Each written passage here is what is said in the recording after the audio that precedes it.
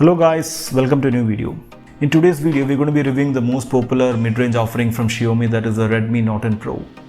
So let's find out if it's worth the hype or not.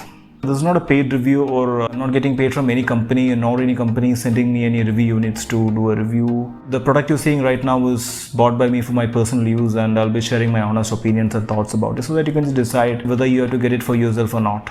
Xiaomi is known for their Note series phones. My brother owned a Note 4 and Note 5 and he loved it. The camera, the performance and the value he got for the price was amazing. And Note series is a reason for Xiaomi's dominance in Indian smartphone markets. It still has a huge fan following for obvious reasons. Even though I've never used a Note series phone in the past, I got a chance to use a Note 10 Pro for a few weeks as my Vivo Nex display got cracked, which by the way was an expensive crack and cost me around 10k. In my brief usage, I loved it. The display, the camera, still not a match for my 2018 flagship Vivo Nex, but it still makes up for that with some decent tricks like actually usable wide-angle lens, a macro lens, which we'll discuss in the camera section of this video. So make sure to watch till the end to get all the information, and let's begin.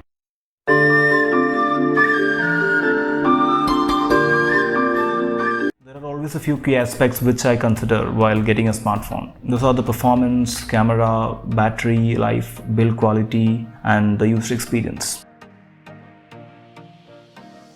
When it comes to looks and build quality, I simply loved it. It comes with a hole punch design with minimum bezels and bottom chin, which is really hard to find in this budget. So that's a good thing. And in the back, it comes with a gradient design with plastic frame in the center with a curved glass, and altogether it looks like a premium smartphone from all the angles. Smooth, feels premium. Good job in design and build quality department. But keep in mind, it is prone to cracks from both front and back due to the design choices. It is a large phone and it's really good to hold. You feel like you're holding something expensive and premium. Even the camera module looks good and give you a feel of a premium device.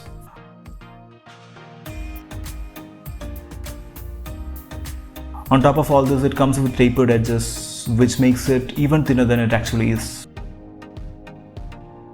It also comes with IP57 dust and splash resistance. So accidental, splashes or dust would be fine. So you can't submerge into water, or even high pressure jets wouldn't be, I don't think it would survive on that. So it's safe to say stay away from water. So the device have a convenient 3 slots, 2 for SIMs and 1 for micro SD card. That's a good addition from Xiaomi. It's really convenient. People who want expansion plus 2 SIM would be covered with that, so that's a good option. When it comes to unlocking the device, it comes with the usual face unlock and a side-mounted fingerprint scanner. Side-mounted fingerprint is always my option, my choice when it comes to placing the fingerprints, because it's much more easier, and I'm really not a great fan of in-display fingerprint because it's slow, it is, not good.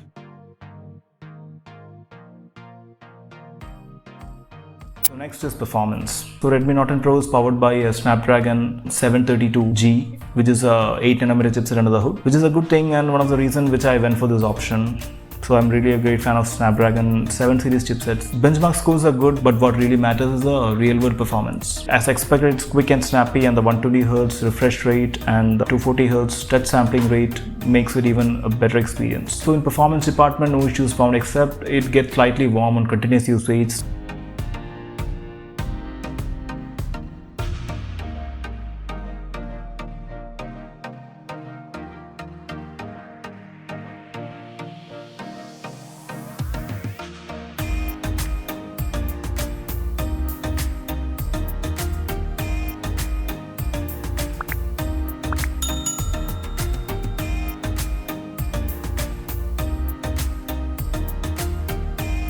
So nothing alarming. So if you're a hardcore gamer who games for a couple of hours, you would have the issue, but normal consumer would be perfectly fine. See, media consumption is fine, so that won't be an issue at all. When it comes to gaming, it is not a strong suit. I mean, it's not that you can't play games in that, but as I said earlier, continuous games for hours would warm up the device, and that's not a good thing. Most people won't be comfortable, playing games on a warmer device. But it's got all the goodies for good gaming smartphone, like the 120Hz display, a 240Hz touch sampling, a stereo speakers. If you are purchasing this for hardcore gaming or a full-time gaming, then I wouldn't recommend this. Even there are options in the same budget which does better gaming. So apart from the heating issue on multiple hours of gaming, you won't find any issues really. Like day-to-day tasks and media consumption is not a problem for it.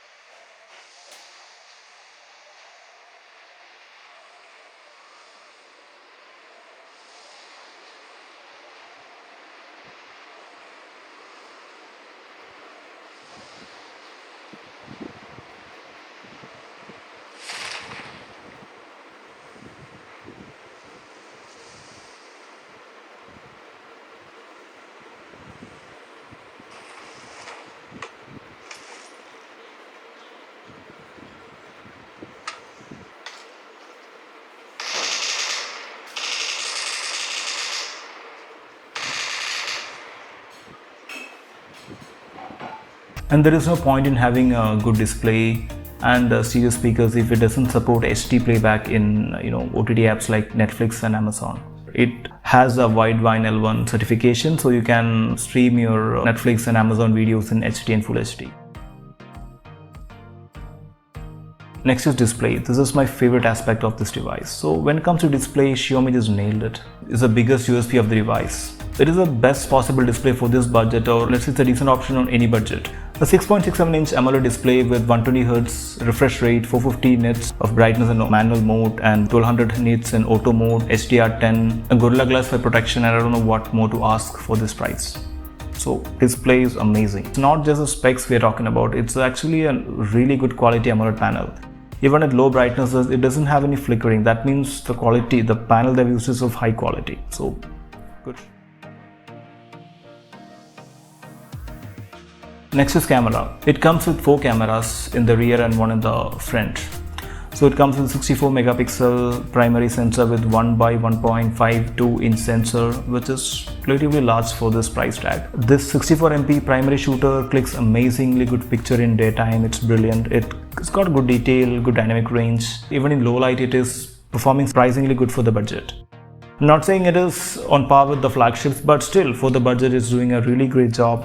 Maybe it's safe to say that it's one of the best in the segment. Ultra-wide lens on mid-range devices are just to increase the lens count, but not this one. You can actually get some really usable wide-angle shots plus some smooth-looking videos with this 118-degree field of view wide-angle lens. It is amazing. It is decently wide and of good quality. Travel bloggers would love it. It also comes with a 5 megapixel macro camera with autofocus, which is good but not great. The only real reason I would use it is to see something really up close, or as a fun feature, just to get really close up with some day-to-day items. But for professional use, I don't think it's good. Yeah, for the budget, I would say it has autofocus, it's got good video, it can go really close to objects. And then the fourth one is a 2 megapixel depth sensor. Do I really need to say it once again? Yeah, this is just for the count. No particular use for that, just for the count. And then we have a 16 megapixel front shooter with an aperture of f2.5, which is great but not excellent or mind-blowing. When it comes to video, it can record up to 4K 30 FPS and not 60.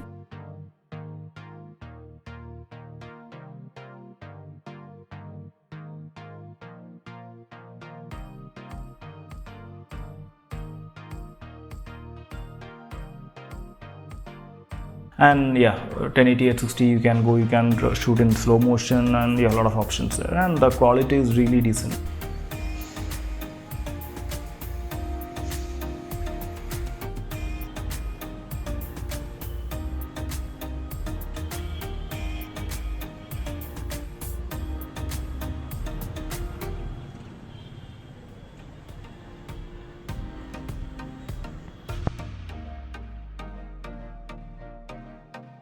Next is battery life. So battery life is decent in its class. You get up to 5 to 6 hours of screen on time. Yeah, that depends on usage. I mean, hours, that's on my usage, and you can get even more usage, more screen on time if you have slight usage. Yeah, but don't get blown away by seeing the 50, 120 mAh battery. Yeah, that's really a good figure, but also keep in mind that it is a 120Hz display. So if you're planning to use it at 120Hz all time, then yeah, you would be okay, but you won't get excellent life. You can still get a much better battery life by switching to 60Hz, but it defeats the entire purpose of getting a phone with 120Hz display. Also, if you use this 120Hz too much, then it's very difficult to get back to 60Hz. So you have to keep in mind that factor as well. And it even comes with a 33 watts fast charger.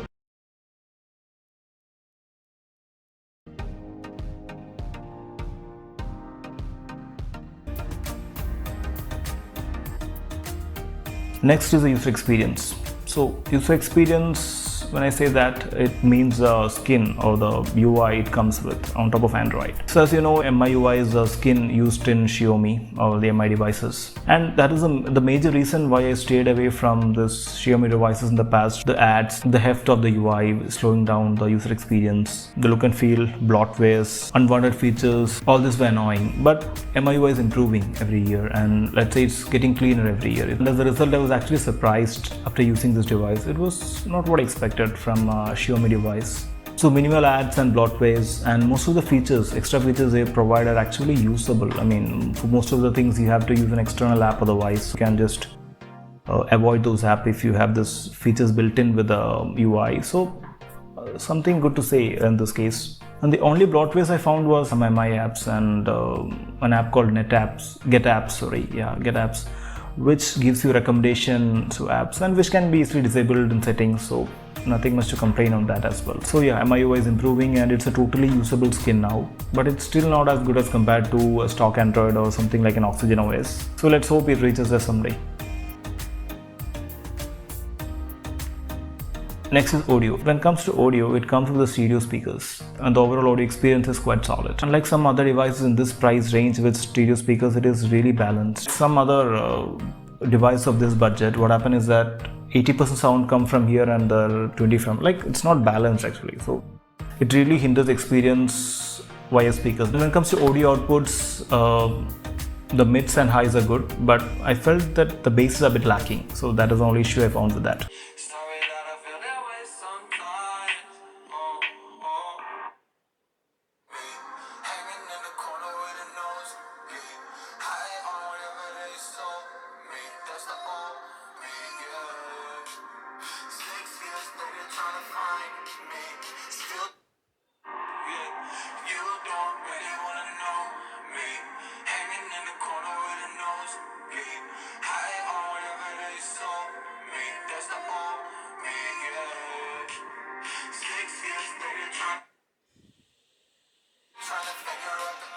Another good thing worth mentioning about the audio is the inclusion of headphone jack, which is actually a feature right now because since the great Apple have started this trend, people have been removing this to get more space to add more components in the phone. So it's good that it is there. But anyways, I've been using this true wireless earbuds and neck bands for the past 2 years. But it's always good to have that an option. Some people still love the quality of the wired earbud over the flexibility of wireless earbuds. And surprisingly, the vibration motor is excellent for the price tag, and so the haptic feedback is really the best in class. And next we have calls and signal reception. The signal reception is good. We tried with both Geo and VI connection, and we didn't find any call drops or any issue with any kind of network problems or anything like that. And the microphone quality and earpiece were also good. We didn't have any, the callers were able to hear us properly and no problem with that as well. However, the proximity sensors are not good, or at least not calibrated well. Which means when you take calls or when you keep the phone like this, the screen might not turn off. So which might lead to some issues like accidental call drops or accidental mutes, which I faced a lot. So even after a year, I don't think Xiaomi has fixed that problem. It's still there. So that is something they can just focus on and make it better. So that's the only issue I had with the call section. So the rest all are good. It also comes with a good old and extremely useful IR blaster. This lets you control your devices like television, air conditioning, or every device that has a remote. I had it in my old HTC One M7 and M8. So in conclusion, I would like to say that this is probably the best phone at this budget. If you want a phone with good performance, good battery life, excellent camera and display, and doesn't care much about gaming. And I don't think there are much options out there which gives this kind of terrific value and a complete package for this price tag. So that's it about the video, guys. Hope you found this video useful, and if you did, please do hit like, subscribe to my channel, and if you have any suggestions or feedbacks, just drop down in the comment section so you can come up with the better videos next time. Until I see my next video,